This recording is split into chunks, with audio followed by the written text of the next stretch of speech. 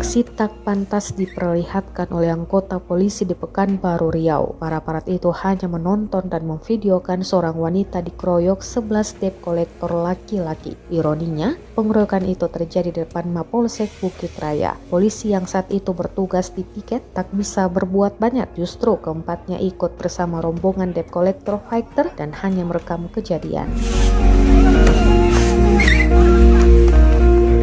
Menurut Kapolsek Bukit Raya, Kompol Safnil yang saat ini sudah dicopot dari jabatannya karena peristiwa itu, menyebutkan anggotanya yang bertugas saat itu sudah tua dan sedang sakit dan kalah jumlah. Kapolda Riau Irjen Heri Heriawan mencopot Safnil sebagai bentuk evaluasi.